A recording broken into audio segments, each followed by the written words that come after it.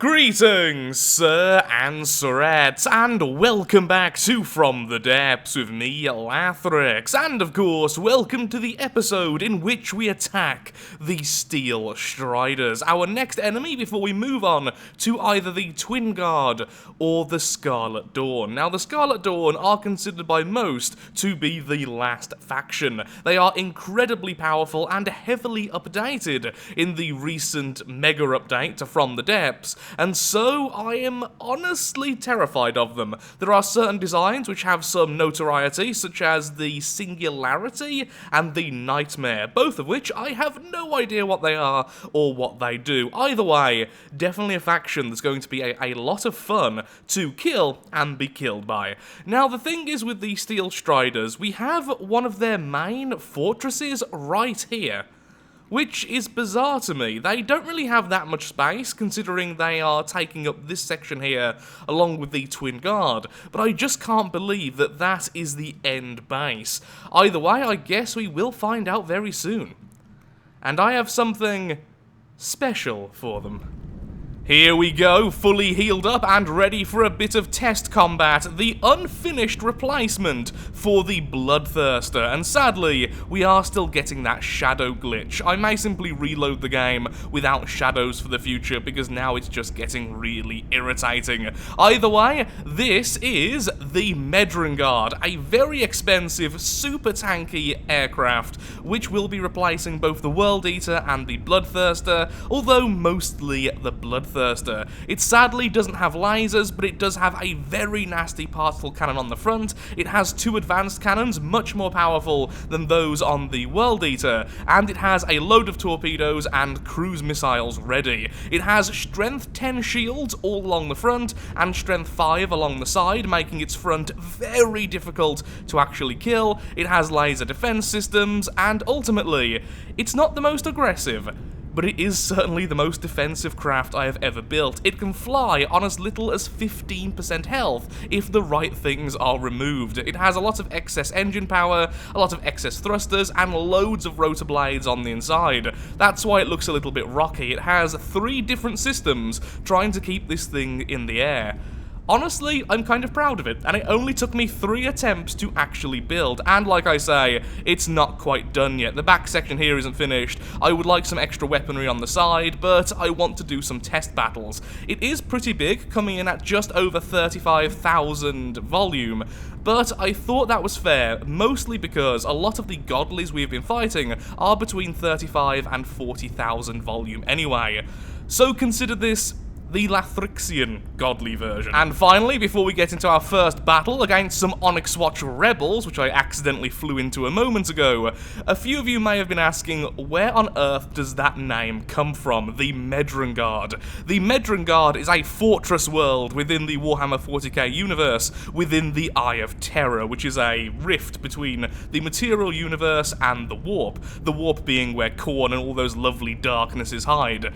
So, it's a really tanky world, in essence, and the homeworld for the Iron Warriors? Yes, I was correct. It was the Iron Warriors, which are a legion within the Chaos Space Marines. A lovely traitor legion. And now, it's time to get into a battle. Here we go into the first battle of the day versus 2 trebuchets, a buttress, a bulwark, oh that looked painful, and a single pinnacle. Wow, the shells just tore up that poor trebuchet straight away. Is it even worth focusing on this anymore? It is still fighting back, so okay, you may continue the battle. We have so far lost 0% health from the trebuchet's onslaught. By the looks of things, the shields are doing a fantastic job keeping those explosions away from everything else. There we go, the first of the trebuchets is instantly taken down. The cannons are now being focused on the bulwark, however. Slightly missing, I'm assuming the bulwark must have just moved. And yes, we are using mostly heat shells with a few regular explosive and a few HESH shells mixed in. And as you can see, it's really, really good for internal damage. That's why that sort of happened to the trebuchet there. We have now lost 1% health, so some of the damage has got through. I would say we should now focus on the second trebuchet.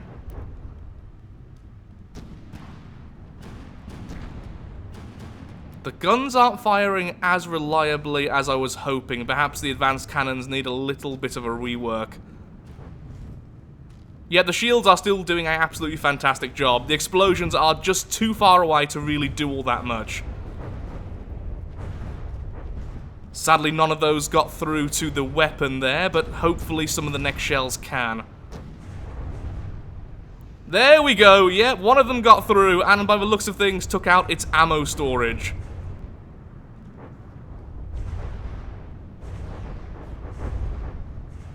And the front turret went down to the very first shell there.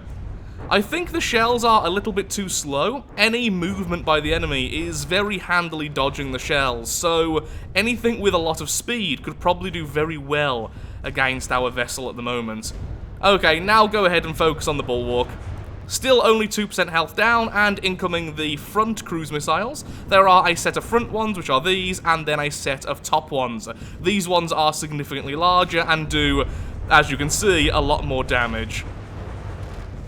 Not as much damage as they used to do, though. I am really loving the armor changes. Now that the two trebuchets are down, I don't think the enemy really has a chance. The cram cannons are not going to get through the laser defense system, and here we go with some more heat shells coming in.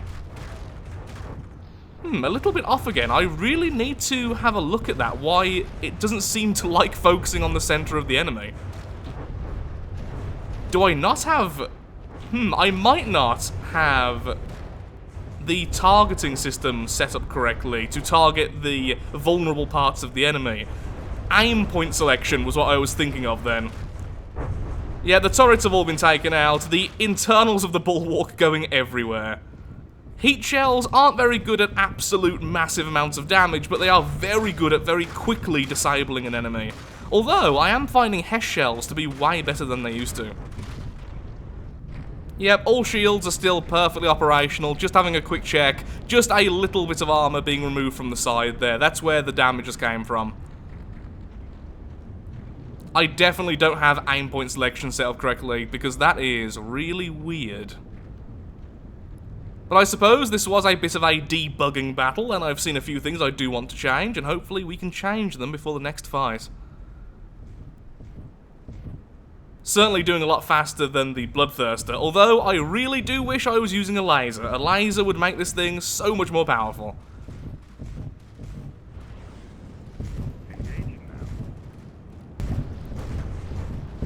And there we go, the pinnacle was taken out by the first shell to actually make contact.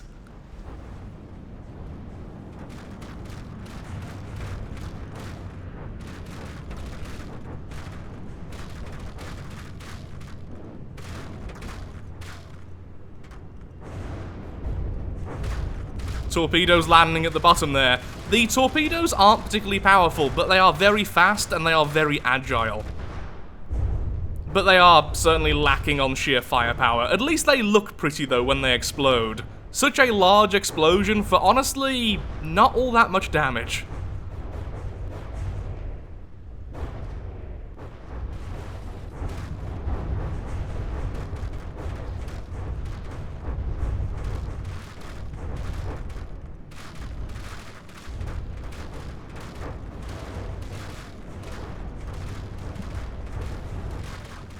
And there we go, it's all over, the bulwark is 2 damaged, and the fight is won. Okay, a few things I do want to change. I don't think, weirdly enough, for its cost, I don't think we have enough damage. I really don't. The particle cannon was used quite well about 3 times in that fight, but for its cost and how much energy it consumes, I just don't think it was good enough, so I am considering adding a laser. I don't think I will because people seem to be sick of it, and I concur, we have used lasers way too much recently. But a laser system the same size as the cannon is currently taking up would do significantly better. Still though, defense-wise, really, really good, so I'm happy with that at least. Now, onwards to the Steel Striders. Well then, here we go. The first battle versus the Steel Striders. Now, their base is indeed on a resource zone, but by the looks of things, it isn't an unlimited resource zone. So they definitely have more than one of these elsewhere. So either way, in our first battle, we have the Bull Shark, the Asphodel, I think that's how you would say that, and the Kitakami, which I think is a Japanese cruiser. Am I right about that? I have no idea about this, but I think that's a Japanese cruiser? This really is the end of the world. Lathrix was right about something's name. I just googled it. I am really impressed with myself. And by the looks of things, that's a type of flower.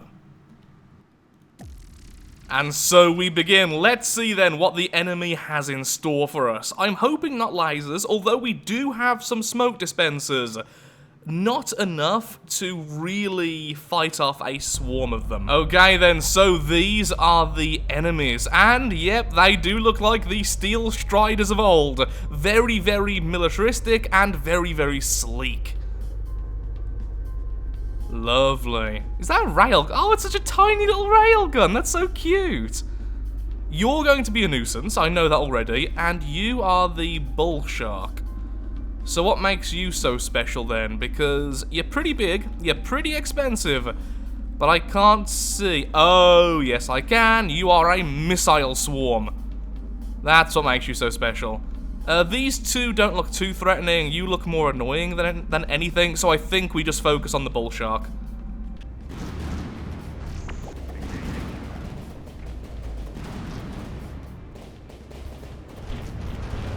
Oh my god, yeah, we definitely focus on the Bull Shark. Please take out that sodding front gun. Okay, the enemy is quite heavily shielded, which is very, very annoying, it has to be said. That did no damage to us. Thank you, shielding. They're very good at taking out missiles, though, and that is actually quite a concern. Whoa, now that was a particle cannon shot. It missed, but it looked cool. Yeah, this guy's shielding is immense. It's a very, very durable enemy. Please stop shooting just over it. There we go. One of the heat shells. My god. Whoa! That is some serious internal explosion there, friend. And the cannon doing its job as well, going through the enemy. Of course, our particle cannon is set to pierce the enemy, so it just goes for the more vulnerable spots. I have fixed the aim point selection. It turns out I was correct, and it was simply not connected properly. They're even taking out our torpedoes. You are some really annoying enemies, you know that? Thank you, cannon. Okay, now focus on their cannon, since that can go through all types of defense. That's the biggest benefit to using a particle cannon. It can go through pretty much everything. Man, we are so defensive. Still not overly happy with our firepower, but in terms of sheer defense, we are doing so well. Although I am still happy that the enemy aren't going for very fast targets. That will be our weakness. What happened to the enemy flyer? I've just thought about that. Must have got knocked out by one of the missiles or something? That's my only thought I've got there. Your shields are very irritating.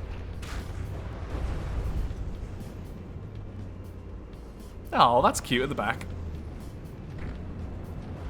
Oh, yeah, did some damage there to the inside. Some of the stuff simply falling out of the bottom. I can't talk today. I mean, I can't talk always, but today, I just cannot talk. Missiles, what are you doing? Are you going after a flare? Yep, you definitely are. There it is. That's what you're after. Well done. Well done, enemies, for having a counter to my missiles. You annoying, annoying things.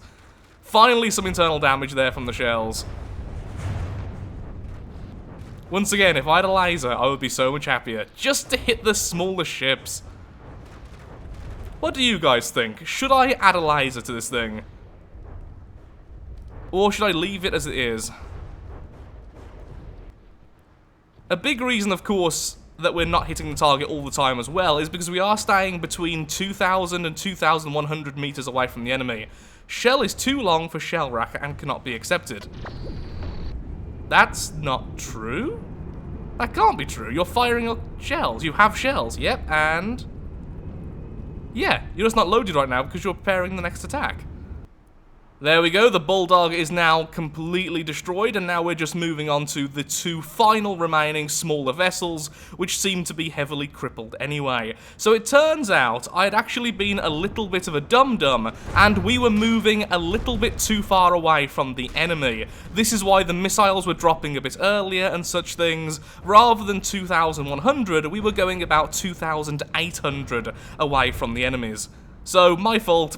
Didn't have enough time to test out this craft, really wanted to make a video. Derps will happen. Still worked though, so...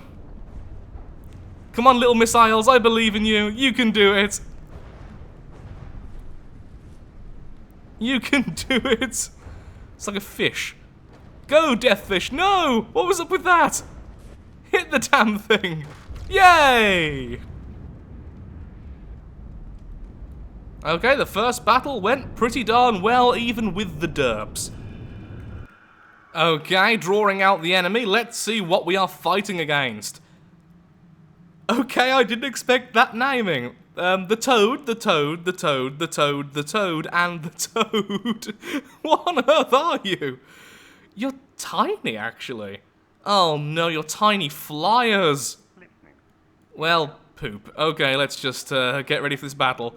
In fact, I'm going to do one little thing then. If we're going against flyers, I need... okay, so thankfully I did have enough time to quickly change a few things around. All I was doing was making them a little bit more agile at the cost of a bit of damage.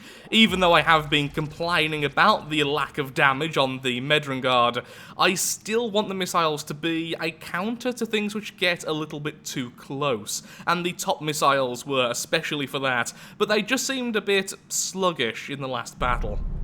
And so the battle begins. Let's have a look-see then at what these actually are. And well done missing both of your beams there. Really well done. Missile swarms, and they're just hovercraft? Are they water skimmers? It's hard to tell what you actually are, honestly. Well, let's just find out, shall we? There we go. You're subs. Ah. Well, now I'm really, really thankful we have all of these torpedoes. Oh, come on, missiles. We had such a good chance that... oh, God, and they heal each other. Steel Striders, home of the annoying craft, apparently. I think you spawned in water a little bit too shallow there, guys. Torpedoes are doing their jobs, though, at least. They're not firing at me. Do they have a quite short minimum range? Oh, you surfaced at the wrong time there, buddy.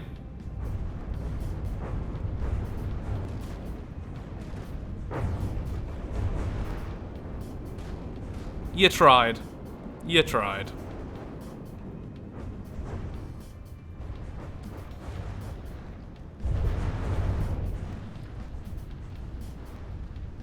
Yeah, not too good at shooting things underwater, honestly. Oh, lovely, the full volley there landing. At least most of the full volley.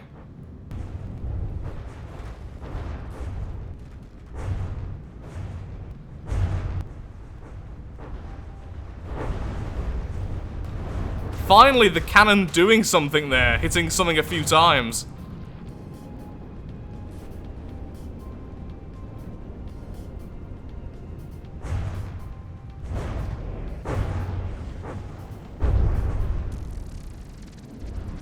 Okay, that was a battle I did not expect. Got to be honest. So, here we are then. It looks like a repair dock, honestly. Huh, that's rather neat. It's got a few very small cannons which are being deflected by the shields, as you can imagine. And incoming our shells in return. Nice crane though. I like how they've done that crane section with the turret attached.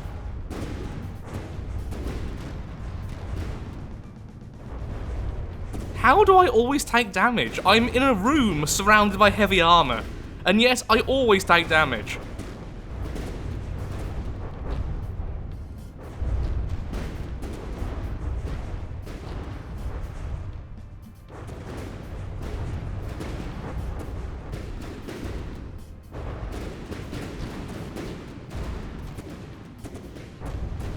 Oh, there was the particle cannon actually doing something for once.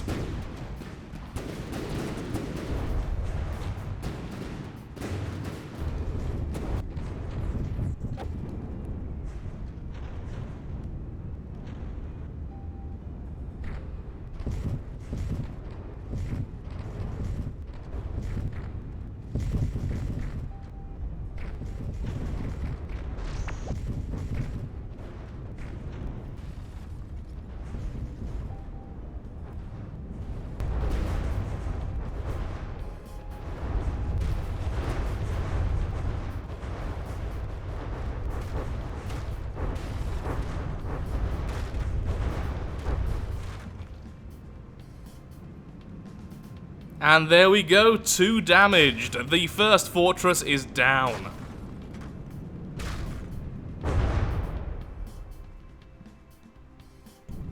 Okay, so sadly, I have run out of time for today's video. Building this has been a bit of a challenge, honestly. This is the second attempt at actually building this craft, and there has been a lot of behind-the-scenes stuff going on. So I really am out of time, otherwise this video won't even go up on Sunday, so I do have to stop here. I am not actually that happy with how it's performed. I loathe the particle cannon. I will be removing it. I don't care what I replace it with, but it is being removed. I have tested those cannons so much in the sandbox mode, using the Warlords variants, using versions which I knew used to be powerful, and honestly, they are just, in my eyes at least, and I'm sure people will disagree, and that's fine, but in my eyes, they are easily my most hated weapon. I just do not find them that fun, I do not find them that effective for their cost, they're just not a weapon for me, sadly. The cannons on the side are not firing for long enough, which means I've either done something wrong with the autoloaders, or there's just not enough autoloaders. Maybe I simply haven't placed them efficiently, so the extra complexity is making it far too long between reloads to actually get anything done. The heat shells I kind of love, kind of hate, so that's just something I need to test around with, but I think we can say with certainty the defensive nature, however, is doing amazingly. The shields wouldn't even let shells from the trebuchet through, the munition defense system was taking out pretty much everything, including advanced cannon shots, which I was really happy with. The missiles and the torpedoes are doing... they're doing okay. They're not doing brilliantly, they're not doing terribly, but either way, I will have to do some work on this off camera. But I would like to know what you guys think. Would it be fair to add a laser system?